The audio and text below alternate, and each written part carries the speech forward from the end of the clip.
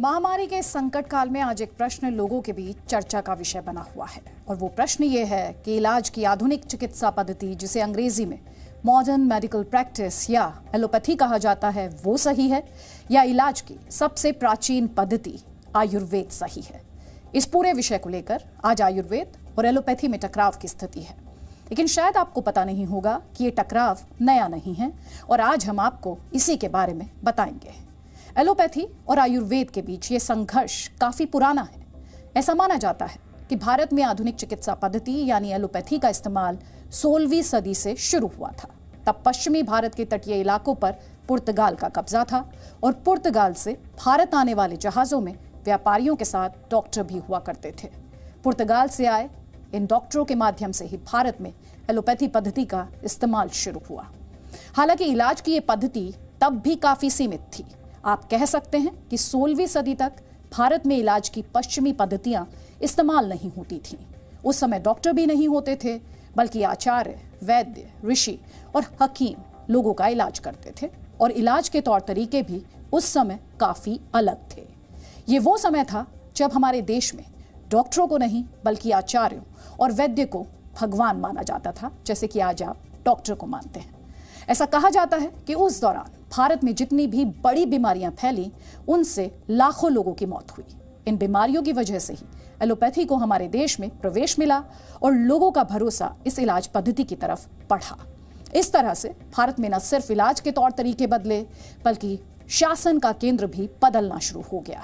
ये उस समय की बात है जब भारत अंग्रेजों का गुलाम बना और तभी से आयुर्वेद और एलोपैथी के बीच संघर्ष शुरू हो गया, जो आज तक जारी है। आज जब भारत कोरोना जैसी महामारी से संघर्ष कर रहा है और इससे अकेले भारत में 3 लाख मौतें हो चुकी हैं, तब इलाज की पद्धति को लेकर लोगों के मन में एक धर्म संकट खड़ा हो गया है। और ये धर्म संकट खड़ा हुआ योग गुरु बाबा रामदेव के एक बयान के बाद, जिसमें उन्होंने एलोपैथी पर प्रश्न खड़े किए थे और फिर अपने बयान को वापस भी ले लिया था। योग गुरु रामदेव के बयान के बाद ही इंडियन मेडिकल एसोसिएशन ने इस पर नाराजगी जताई और ये विवाद अब भी थमा नहीं है। हालांकि आज हम इस विवाद पर नहीं बल्कि इस विषय पर आपके साथ चर्चा करना चाहते हैं, क्योंकि ये विषय देश के 135 करोड़ लोगों से जुड़ा है। आज हम आपको बताएंगे कि एलोपैथी और आयुर्वेद के बीच टकराव यानी युद्ध कितना पुराना है और इस युद्ध की जड़ में क्या कारण है। लेकिन इस विषय को समझने के लिए पहले आपको कुछ आंकड़ों पर ध्यान देना होगा। भारत में इस समय एलोपैथी के कुल डॉक्टर्स की संख्या 12,01,354 है। आपको बता दें ये आंकड़े साल 2019 के हैं। इस हिसाब से देखें तो लगभग 1,125 लोगों पर एक एलोपैथी डॉक्टर उपलब्ध है, जबकि आयुष चिकित्सकों की संख्या 8 लाख ही है, जिनमें से आयुर्वेद के चिकित्सकों की संख्या लगभग 4 लाख है। होम्योपैथी के 2,80,000 चिकित्सक हैं और यूनानी पद्धति से इलाज करने वाले चिकित्सक 47,000 हैं। इलाज की एक और प्राचीन पद्धति सिद्ध के 8,000 चिकित्सक हैं और नेचुरोपैथी के लगभग 1,700 चिकित्सक हैं। यानी एलोपैथी के डॉक्टर्स के मुकाबले इनकी संख्या काफी कम है। इसमें कोई शक नहीं कि अब लोग एलोपैथी की पद्धति से ही अपना इलाज कराते हैं। बुखार होता है तो दवाइयां लेते हैं, तबीयत बिगड़ने पर अस्पताल जाते हैं और डॉक्टरों से अपना इलाज कराते हैं। इसकी भी अपनी एक वजह है। एलोपैथी यानी आधुनिक चिकित्सा पद्धति से हर साल पूरी दुनिया में 20 लाख से अधिक लोगों की जानें बचाई जाती हैं। अनुमान है कि वर्ष 2000 से 2030 के बीच यानी 30 वर्षों में 10 बीमारियों से होने वाली 7 करोड़ मौतें एलोपैथिक दवाइयों की वजह से टल जाएंगी। यानी इन लोगों को नया जीवन मिलेगा। और हम कहते भी यही हैं, इलाज की जो पद्धति जान बचाए वही सही है। लेकिन सवाल है कि फिर ये सारा विवाद क्यों है और ये विवाद कितना पुराना है। इसे समझने के लिए आपको एलोपैथी और आयुर्वेद के इतिहास में हमारे साथ चलना होगा। पहले आपको एलोपैथिक इलाज के बारे में बताते हैं।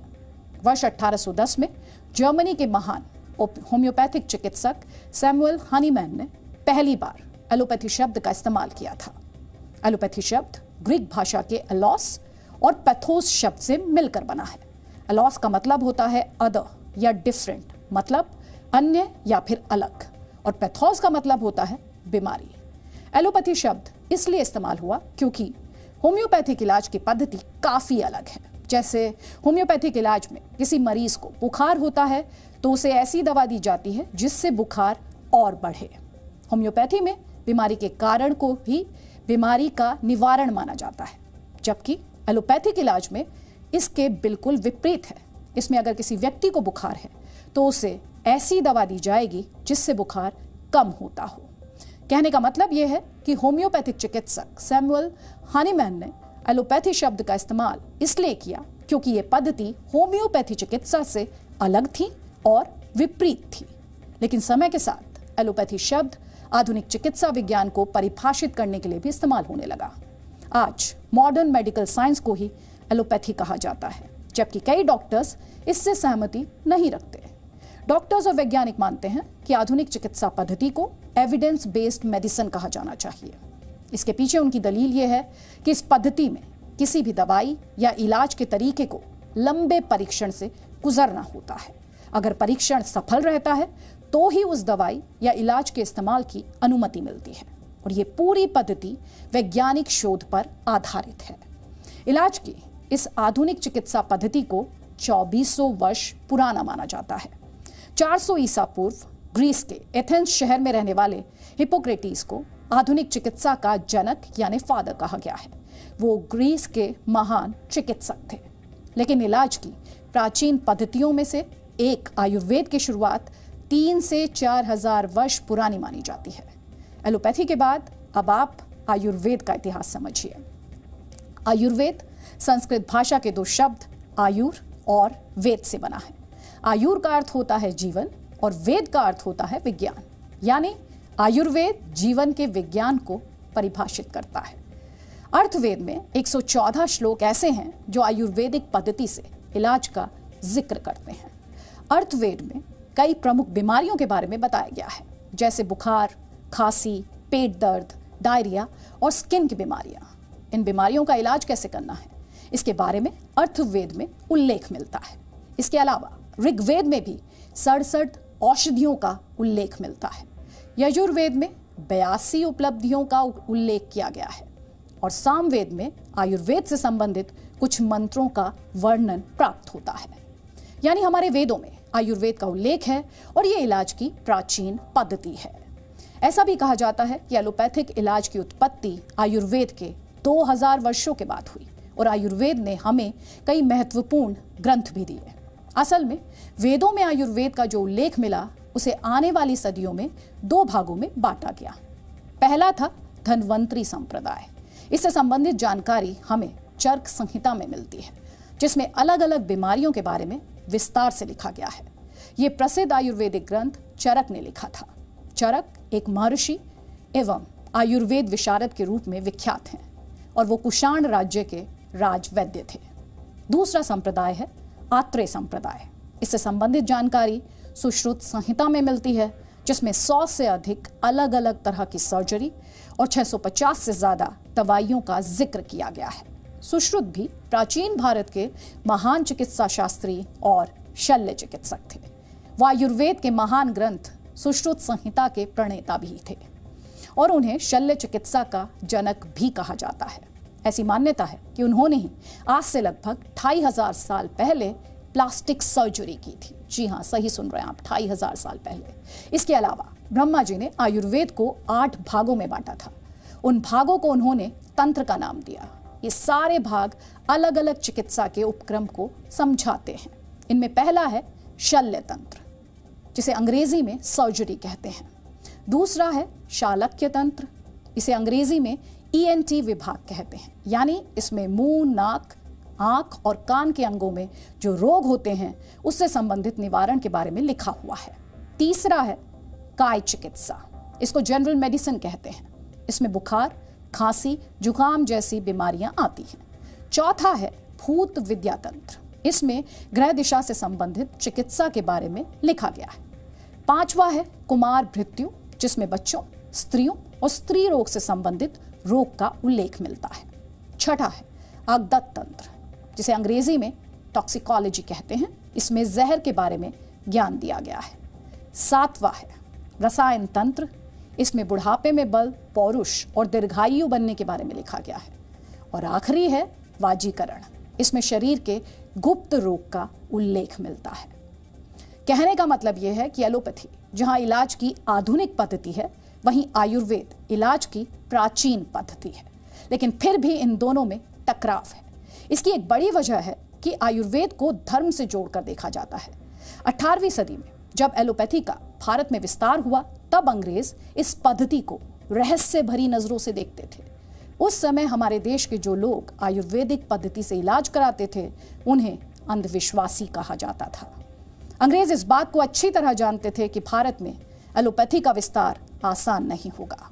जब भारत में चेचक की बीमारी फैली, तब इसका इलाज भी आयुर्वेदिक पद्धति से भारत में होता था।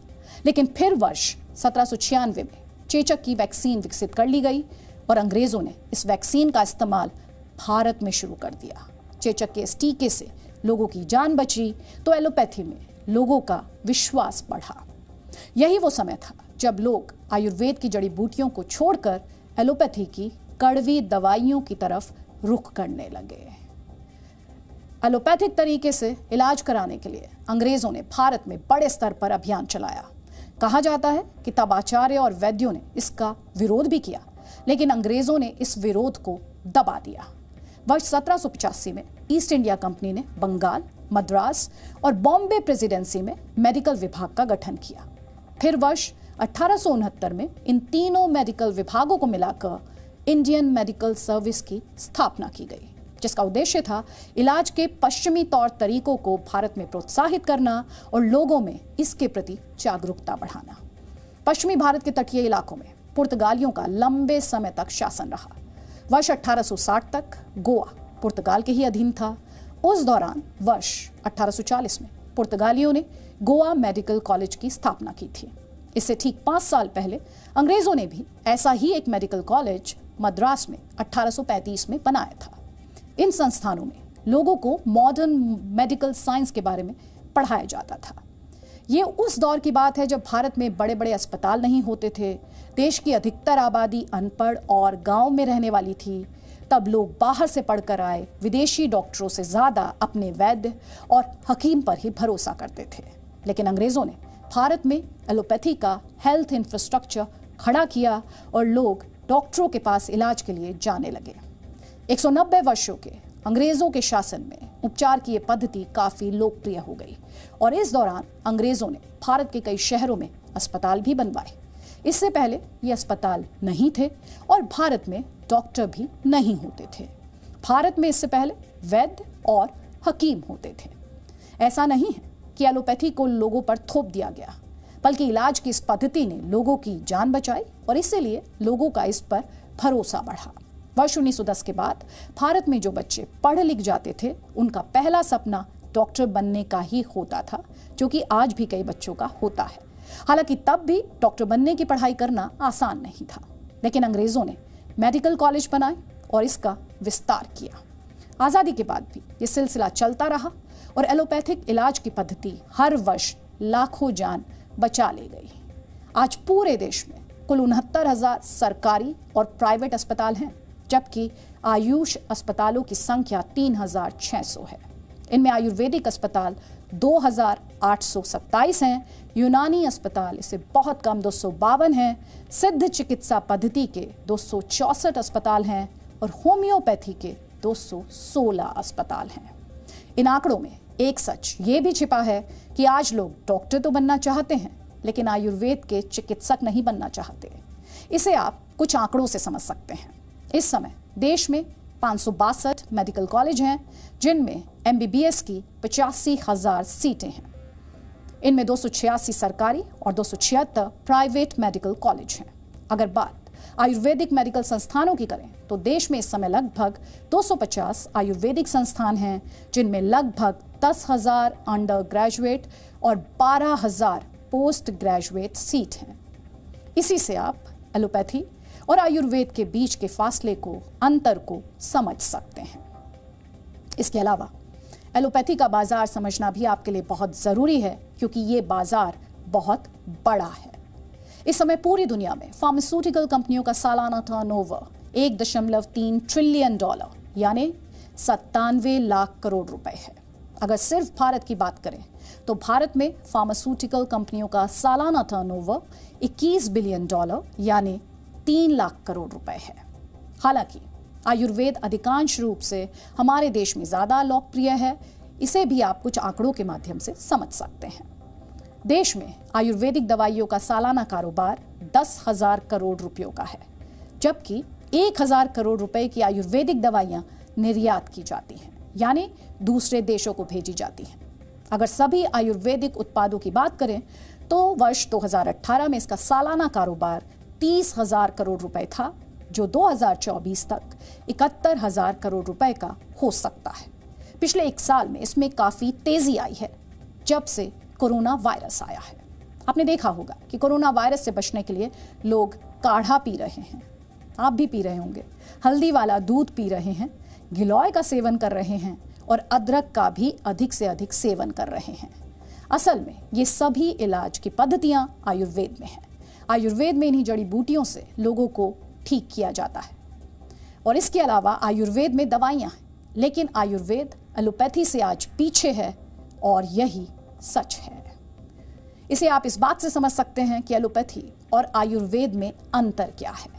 आयुर्वेद शब्द और आयुर्वेद में बताई गई इलाज की पद्धति हजारों वर्ष पुरानी है, जबकि एलोपैथी शब्द का चलन वर्ष 1810 से माना जाता है।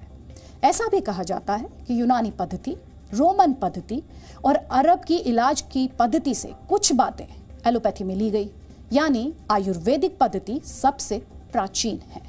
लेकिन एलोपैथी इस दौर में आगे क्यों है, इसके भी कई कारण हैं। आयुर्वेद में मरीज का इलाज काफी लंबा चलता है और इसमें समय भी काफी अधिक लगता है, लेकिन एलोपैथी में ऐसा नहीं होता। इसमें तुरंत राहत देने वाली दवाइयां मरीज को दी जाती हैं और इलाज किया जाता है, यानी ये एलोपैथी की ताकत माना जाता है। हालांकि यही ताकत उसकी कमजोरी भी है। कैसे, वो समझिए। एलोपैथी में बीमारी के लक्षण को ट्रीट किया जाता है, जबकि आयुर्वेद में समय ज्यादा लगता है, लेकिन इसमें बीमारी को जड़ से खत्म करने का दावा किया जाता है। ये पद्धति इसी पर आधारित है। आयुर्वेद की दवाइयों के साइड इफेक्ट नहीं होते, लेकिन एलोपैथी में लगभग सभी दवाइयों के साइड इफेक्ट्स होते हैं। इसका उदाहरण हम कोरोना वायरस में भी देख सकते हैं। जैसे मरीजों ने बिना डॉक्टरी सलाह के ज्यादा स्टेरॉइड्स लिए और उन्हें ब्लैक फंगस हो गया। इसी तरह ऑक्सीजन के गलत इस्तेमाल से भी कई लोगों पर साइड इफेक्ट्स हुए, यानी ये एलोपैथिक ट्रीटमेंट की कमजोरी है। आयुर्वेद में दवाइयां मरीज को उसके वजन, उम्र और शरीर की प्रतिरोधक क्षमता के मुताबिक दी जाती हैं, लेकिन एलोपैथी में ज्यादातर मामलों में ऐसा नहीं होता। इसके अलावा आयुर्वेदिक इलाज ज्यादा खर्चीला नहीं है, जबकि एलोपैथिक इलाज काफी खर्चीला है। लेकिन गंभीर मामलों में एलोपैथिक पद्धति ही कारगर है। जब मरीज के पास समय कम होता है तो आयुर्वेद में ऐसी दवाइयां नहीं हैं जो तुरंत असर करती हैं। यही कारण है एलोपैथिक इलाज पर हम यकीन करते हैं, बल्कि इसने करोड़ों लोगों की जान बचाई है। चेचक, पोलियो, मलेरिया, रोटा वायरस, पीलिया, टेटनस जैसी गंभीर बीमारियों में एलोपैथिक इलाज काफी कारगर रहा है और करोड़ों लोगों की जान बची है। आज भी कोरोना वायरस के इलाज में एलोपैथिक ही बड़ा हथियार है, लेकिन इसका मतलब यह है कि आयुर्वेद का कोई महत्व नहीं है, एलोपैथी के महत्व नहीं है। एलोपैथी के आने से पहले भारत में इलाज की 6 पद्धति मौजूद थी। पहला आयुर्वेद, दूसरा योग, तीसरा सिद्ध चिकित्सा पद्धति, चौथी यूनानी पद्धति, पांचवा होम्योपैथी और छठा नेचुरोपैथी। इन सभी पद्धतियों को ईस्टर्न मेडिसिन यानी पूर्व के देशों से आई इलाज की पद्धति या ऑल्टरनेट मेडिसिन कहा जाता है। पिछले 100 वर्षों में एलोपैथी इलाज की दूसरी पद्धतियों पर हावी है। पहले दुनिया में चीन और जापान की अपनी इलाज की पद्धति भी काफी लोकप्रिय हुई थी, लेकिन अब इनका प्रभाव है। आज जब देश में ये चर्चा हो रही है कि आधुनिक चिकित्सा पद्धति सही है या आयुर्वेदिक पद्धति सही है, तब हमें ये ध्यान रखना चाहिए कि इन दोनों ही पद्धति का अपना महत्व और अपना स्थान है।